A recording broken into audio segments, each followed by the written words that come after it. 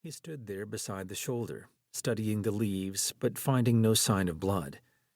At last, he returned to the driver's seat of his car, turned off the phone's light, and tried to figure out what to do. To calm himself, he pressed his shaking palms against his thighs. He would go home.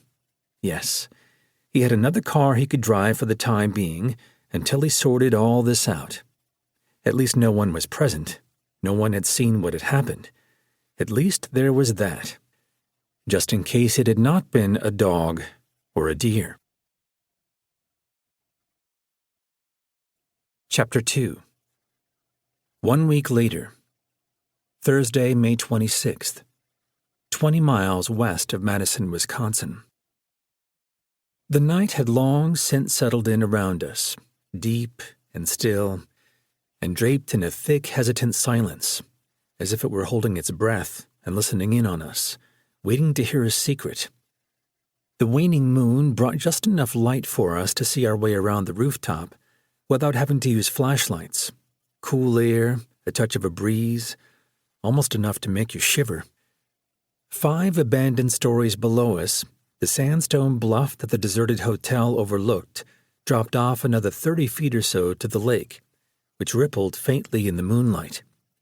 100 yards away from the base of the hotel, a bone-white Tesla sedan quietly approached the bridge to the compound on the other side of the bay, a quarter-mile across the water.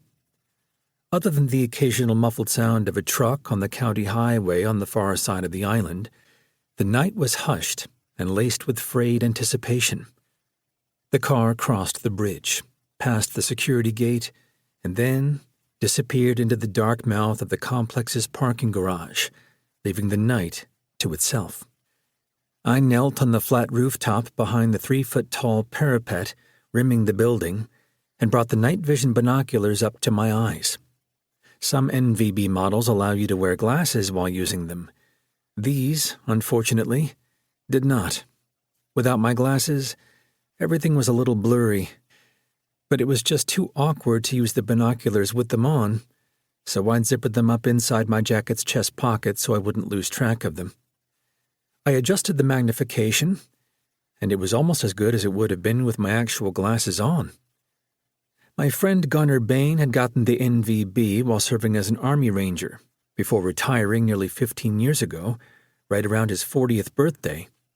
Because of my job, I was aware of some extraordinary advances in night vision technology over the last few years, but these were still legit and plenty adequate for what I was using them for tonight. Gunnar crouched beside me as I peered through the binoculars at the building across the lake. The room we were interested in lay on the 3rd floor of Talon Tech's headquarters. The expansive, sweeping windows would have likely provided employees with an unimpeded view of the lake and the nearby nature preserve, but also served us well in what we were here for tonight. In fact, it was one of the reasons we'd chosen that particular room. That, and one of the technicians' affinity for classic 70s rock bands. Kansas, in particular. The album, Point of No Return. The song, Dust in the Wind.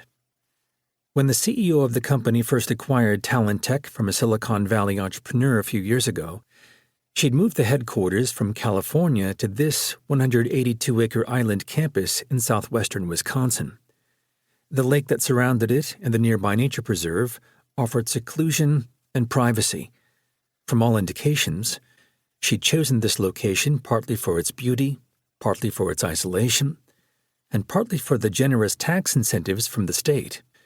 Besides, this much land in rural Wisconsin cost only a fraction of what it would have cost near a major city or established tech hub.